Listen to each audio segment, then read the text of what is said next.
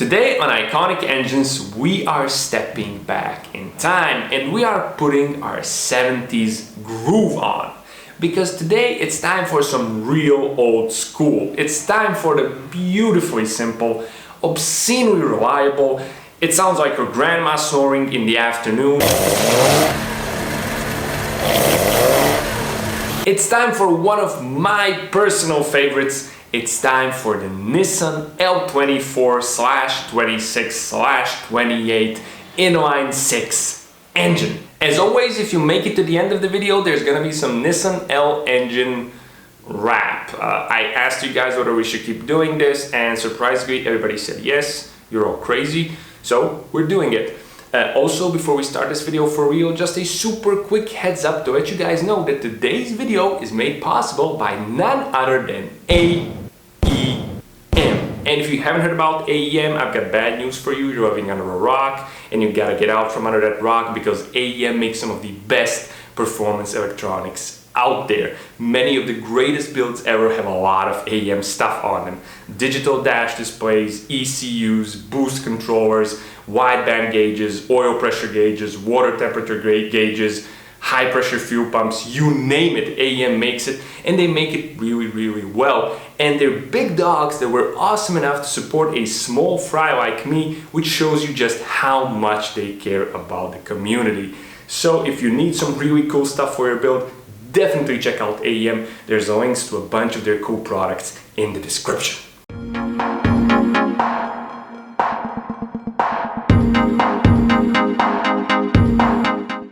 Picture this, we're back in the early to mid 60s. The skirts were mini, the makeup was maxi, the music was actually good.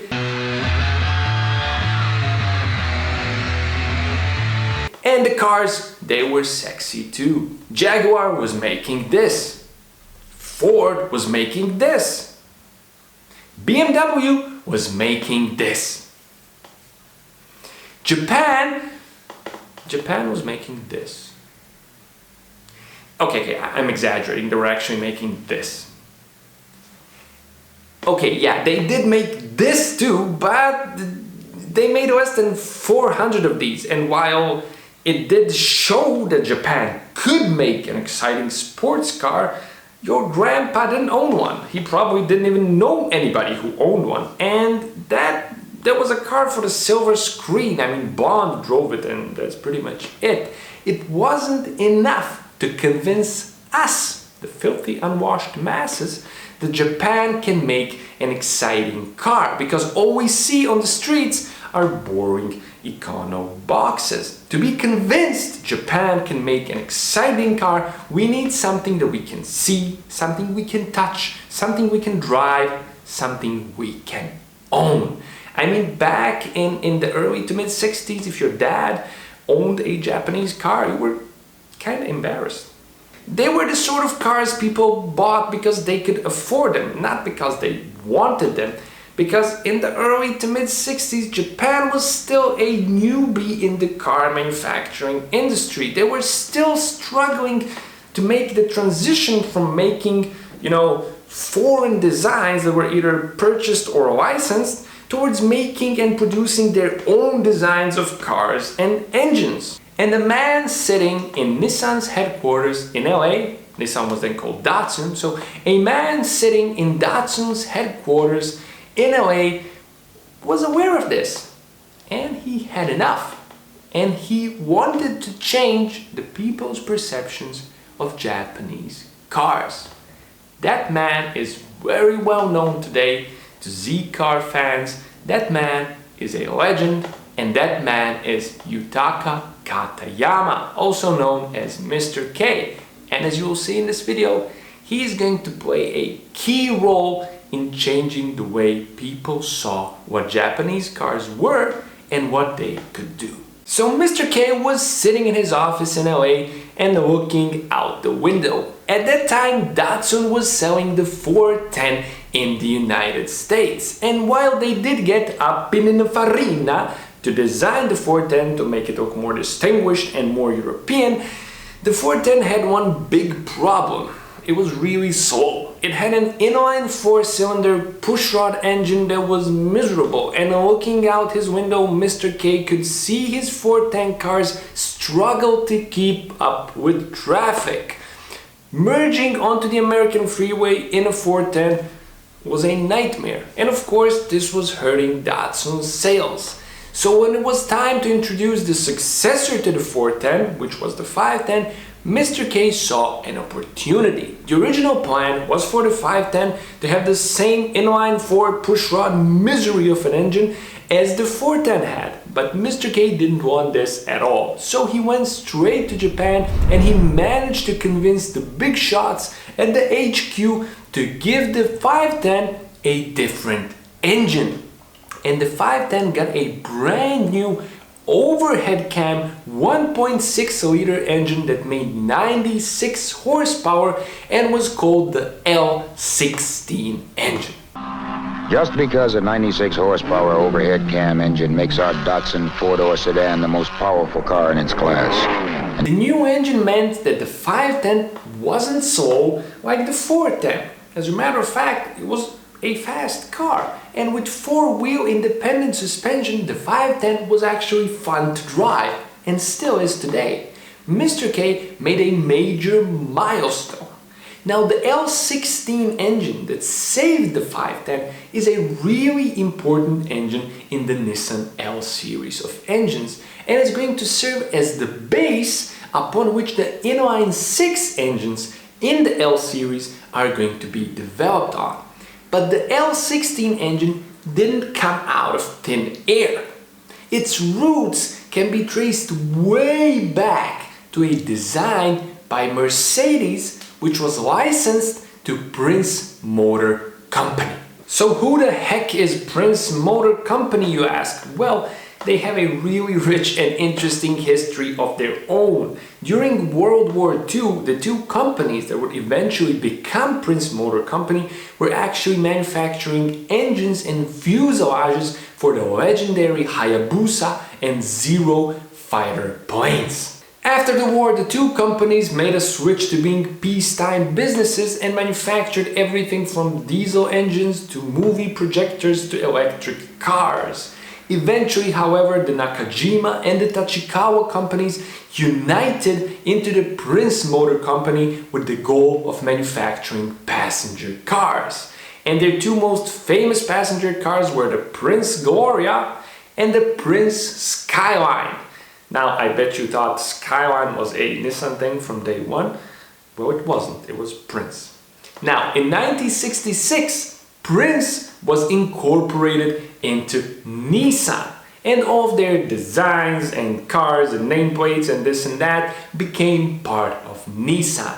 And one of those things was that Mercedes-Benz licensed design that Prince was working on, which would eventually become the L series of Nissan engines. Back then, engine design was split into two different departments within Nissan. Department 1 was working on smaller engines, mostly 4 cylinders. Department 2 was working on larger engines, mostly 6 cylinders. They were developing engines in parallel. Now, the first inline 6 of the L series of engines was called the L20.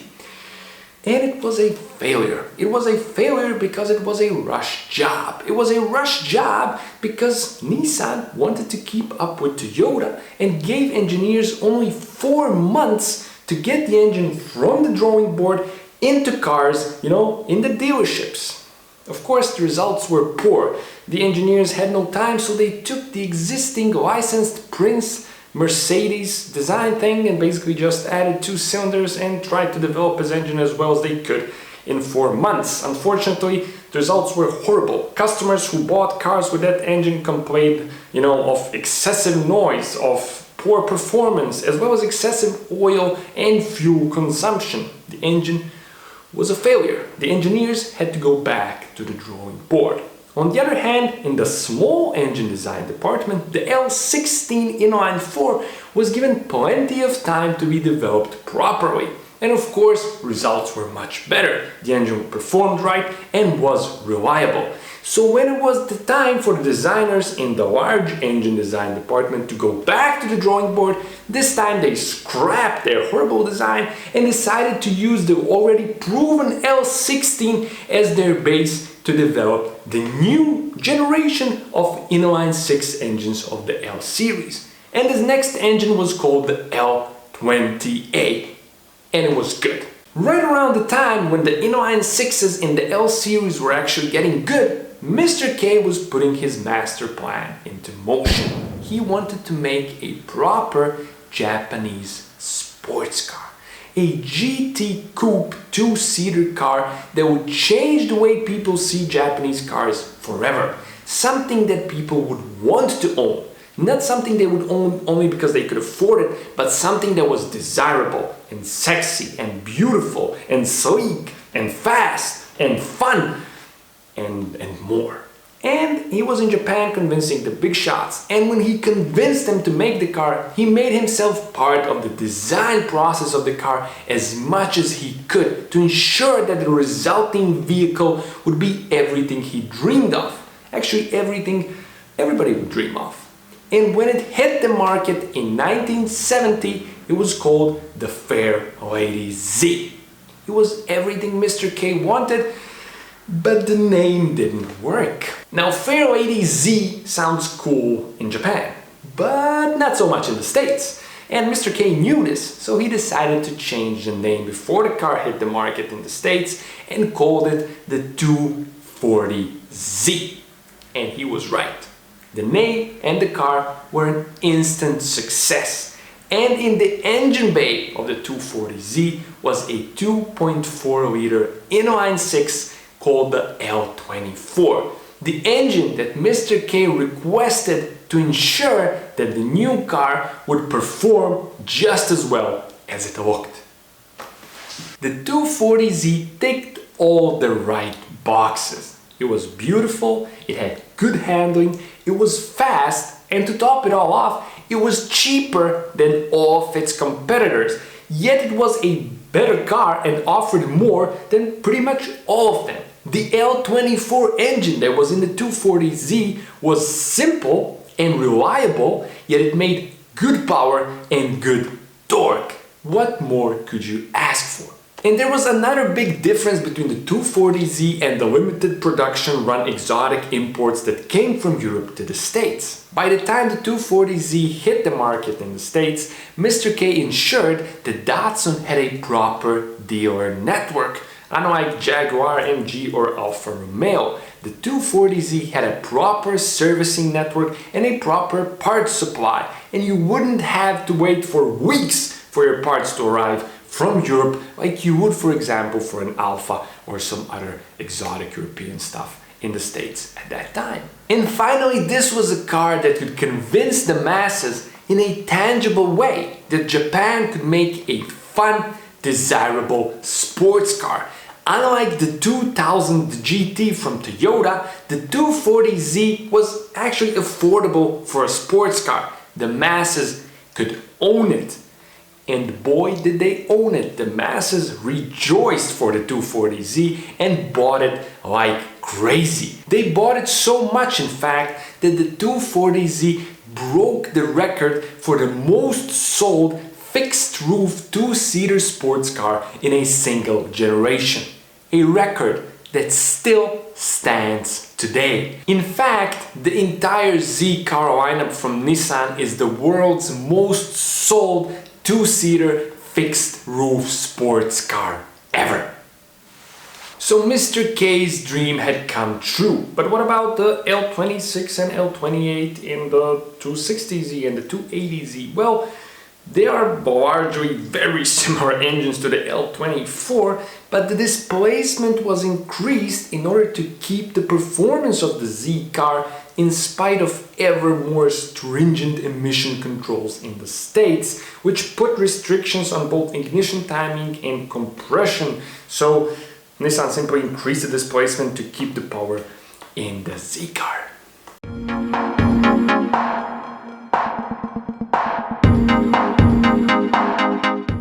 The Nissan L24 is a beautifully simple and incredibly reliable engine. And once you see the specs, you're going to understand how these things can easily do 400 or even 500,000 miles. So let's start with the engine block. As expected, the block is a big old cast iron thing. It has a very durable 7 main bearing design. The crankshaft itself is of course forged steel, fully counterweight with very thick journals all around to ensure maximum durability. The rods are also forged steel and are also massive. The pistons are a very simplistic cast iron design. During the 13 years of production of the L24 engine and its larger displacement variations, compression ratio varied from a very low 8.3 to 9.24.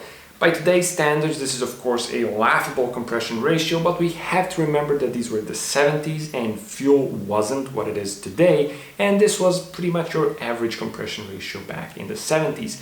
There was also a turbo version of the L28 engine called the L28 ET, and that one had a compression ratio of 7.4. Moving up to the cylinder head, we have an aluminum alloy cylinder head with only 2 valves per cylinder, which gives us a total of 12 valves on an inline 6 engine. When it comes to the camshaft, we have a single overhead camshaft which operates a bunch of rocker arms that open and close the valves. When it comes to the combustion chambers themselves, they are an open circular design. Another interesting thing about the cylinder head is that it's a non-cross flow or a reverse flow design. Now this means that both the intake and the exhaust ports are on the same side of the cylinder head as opposed to a cross flow cylinder head where they are on the opposite side. Now this is something that's pretty much extinct on modern engines because while it has some advantages when it comes to the swirling of air in the combustion chamber, this design has been largely abandoned because it simply has a much lesser power and efficiency potential than a cross-flow design. Now the L24 and friends are chain drive engines, and unlike modern flimsy single roller chains, the L24 uses a thick double roller chain design that's designed to do a lot of miles.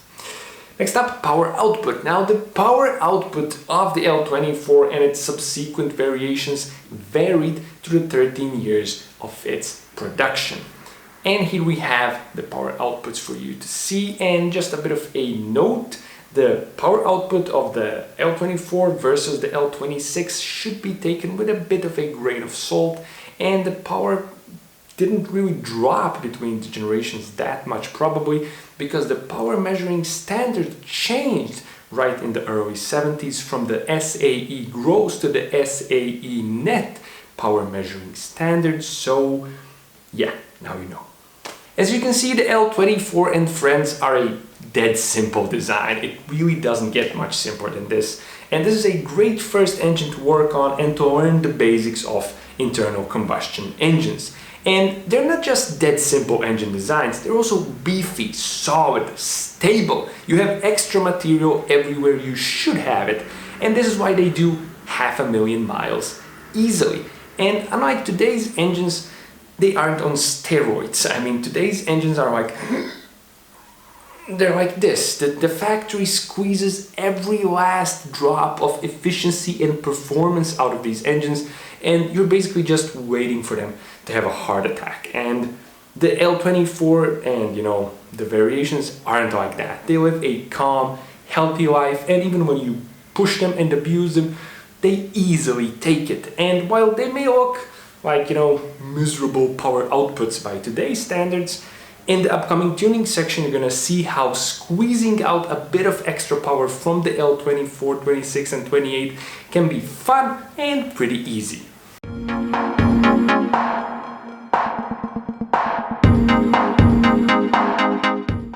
Now let's talk tuning. Let's assume you have one of these engines in a Z car. And let's assume you want to tune it and make it more fun. Before doing any sort of tuning, you should decide on your priorities, because priorities are going to be really important in this scenario, and you'll see why in just a few moments. So if your number one priority is horsepower output. If this is your sole motivation to have a lot of power and a dyno sheet you can brag with, or a car that is incredibly fast, if this is your number one priority, then the L24 and 26 and 28 might be a disappointment, because let's face it, these are 50-year-old engines. Say it with me, 50. That's half a century. That's ancient. Let's face it, it's an inline 6 with 12 valves. That's 2 valves per cylinder. And it's limited in the power it can make. A modern four-cylinder dual overhead cam is gonna wipe the floor with it. It's just what it is. But don't let that confuse you. Because if your priority isn't just power output, but if your priority is to have fun, if your priority is charm, sound, style, then the L24 can be true enjoyment. This is a really special engine, and if your priority is big power, swap it. And that's why we see so many swaps of the S30 chassis today. People put a lot of stuff in there because they want power, and the L24 just can't make that sort of obscene power, so that's what people do. But I have a different suggestion. If you aren't interested in power alone, keep this engine. Because working on this engine can be a million times more enjoyable and easy than working on a modern 3 million hoses, 70 million sensor engine. You know, that's a piece of nuclear physics. If you're a DIY type of person that enjoys bolts and grease and tinkering around cars, this is one of the most enjoyable and beautiful engines to work on, because it's so incredibly simple. You won't have to remove half of the engine bay in order to get access to something. Everything is right there in that big, long, beautiful S30 engine bay. So let's assume you aren't going to swap this thing. Let's assume you're gonna keep it. Let's talk about what's stage 1 on the L24 and variations. Stage 1 is actually pretty cool on this engine because it's ancient. Many of its components leave a lot to be desired. For example, the stock exhaust manifolds are a joke by today's standards. Simply removing them and putting on different ones is going to give you power, and it's going to give you measurable, noticeable power. It's not going to give you 3 horsepower like on a modern engine that already has good exhaust manifolds. It's going to give you 10 to 15 horsepower easy. So what about the carburetors?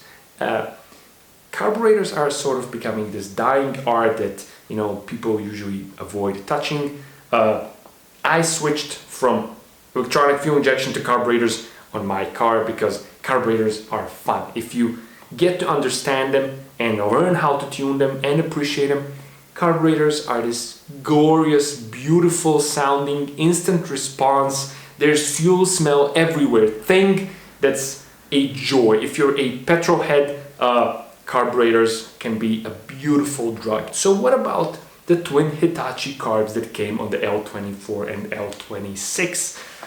Well, they're okay. On the L26 they're kind of sucky because it was emission standards in the US and they tried to mess with them to make them, to make the engine pollute less. Anyways, if you want power, if you want a better sound, if you want more fun, if you want true enjoyment, get rid of the Hitachi stuff and install some Weber DCOE carbs. 3 chunks of Weber beautifulness on an L24, L26 or 28 engine is honestly, that's it. Very few things look as beautiful as this in a petrol head's mind, at least in my mind. So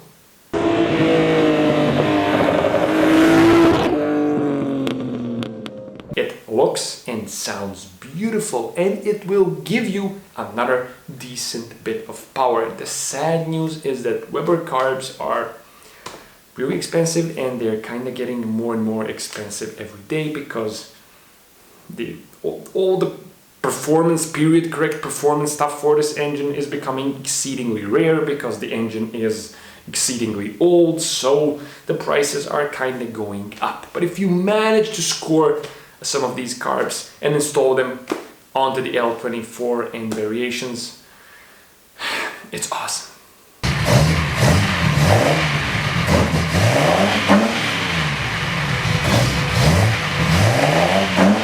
So with different carbs, you're getting another 10 to 15 horsepower easy. And with just exhaust manifold and carbs, you're looking at a total of 20 to 30 horsepower by just bolting on things. And it's fun and it's enjoyable, and it's going to change the way the engine behaves and sounds, and you're going to notice it. But you want more power. How to have more power, more responsiveness, more fun? Well, of course, the camshaft, and you gotta change just one camshaft because it's a single overhead cam engine. And you have a bunch of different grinds for this engine. I mean, it has been around for 50 years, and in Japan for a long time this was the biggest engine out there, and everybody and their grandma raced one of these engines, and people have done almost every possible thing you can imagine being done to this engine, and it's really fun. It's the spirit of hot rod tuning basically on a Japanese engine, and there's something special about it. It's very DIY, it's very petrol head, it's fun. You gotta love it, you gotta understand it in order to be able to appreciate it. So different camshafts. I think you're noticing that I'm kind of passionate about this old school little engine, so you have to forgive me. So camshafts. As I said, there's a bunch of different grinds from this and for this engine, and you can install anything from a mild camshaft that's going to give you a bit more horsepower and a bit more torque and won't hurt idle and drivability, or you can install something really wild and change, you know, stuff in the valve train to get more horsepower. But be warned, if you want to drive out on the street, a really wild cam is going to have a really erratic idle, although that's really cool too. You know, a car that sounds like on idle is it's like this.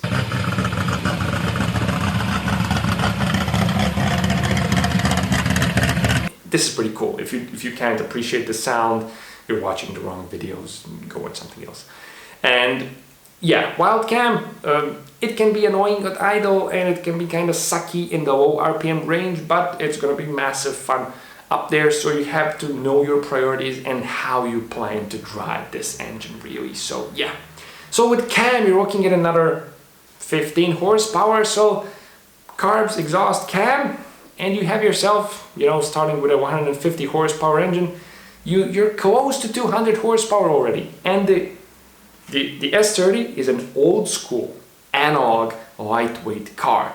190 to 200 horsepower in this car is incredible fun. I guarantee you cars aren't like that anymore. It's an organic driving feeling, and driving an S30 with, even in stock form, with 150 horsepower, if you can understand it and appreciate it, can be a million times more fun than driving a modern digital car with twice the horsepower output.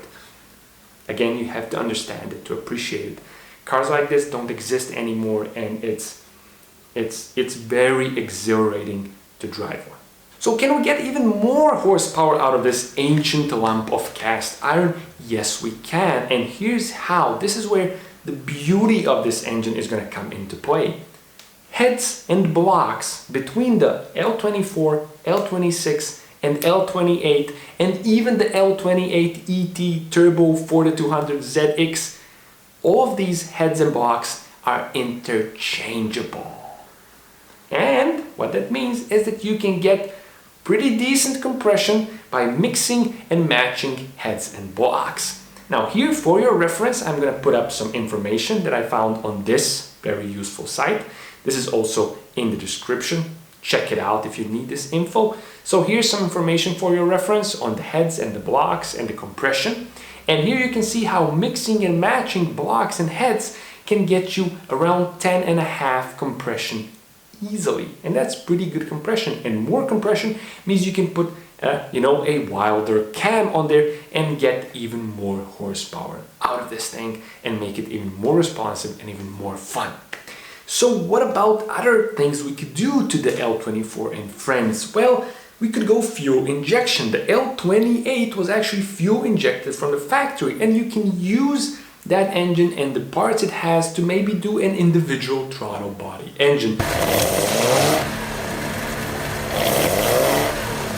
That isn't going to be really cheap, but it's going to be super responsive. It's going to be, amazing sounding, and it's going to make some decent power. What about turbos, you ask? Well, you could put turbos on the L24 or any of its variations. It was turbo from the factory, but you're never going to be able, to run big boost. This thing wasn't really designed with big boost in mind, and to get it to run, to hold big boost is actually going to be a lot more expensive, than getting any more modern engine to hold big boost. So it's really all up to you. If you're fine with small boost, then you can slap a turbo on it and it's going to be fun, but you aren't going to make incredible power with a turbo unless you're willing to spend really big money. So I think you're getting the picture. That's the deal with the L24, 26, 28. Getting around 50 horsepower from it is going to be cheaper than getting 50 horsepower from a more modern engine. But getting big power from it is going to be actually more expensive than getting big power from a more modern engine. So it's kind of kooky in that way. But as I said, we're coming back to the beginning. If you want massive power, if that's your absolute priority, you will be forced to swap it. Otherwise, if you want some amazing old school fun, in a hot rod, tinkering petrol head, glorious fuel smell style, you should keep it. It's a really, really fun engine. So there we have it, the L24, 28, 26. That was wrong. The L24, 26, 28, that's the proper order. A pretty cool engine. As you have probably noticed, I'm kind of biased to it, but objectively it's a really good engine. It's really good fun. It's really good to learn the ropes on it. Many people, many generations have enjoyed this engine. Many people love it, and for good reason. It's simple, it's reliable, it makes decent power. It came in a really sexy car, so pretty cool stuff. What do you think about the L24, 26, 28? What are your experiences with it? Some stories you might have. What do you like about it? What do you maybe dislike about it? You know where we hang out. It's the comments section. Also, as always, my question stands. Which engines should be covered next? I already have a list I'm going through based on all the comments you guys have been inputting, feeding to me. I'm really grateful for that. It's giving me ideas, it's giving me inspiration what to do in the iconic engine series, and so far I'm having a lot of fun doing these videos. It's pretty cool, and I want to thank you for all the amazing feedback you guys have been giving me. And now, to end this video, as promised, some cringeworthy rap. 6 cylinders standing in a line, that's one engine that's looking really fine. If you're a true petrol head, and if tinkering around isn't something that you dread, then the Nissan L24 is really what you've been waiting for.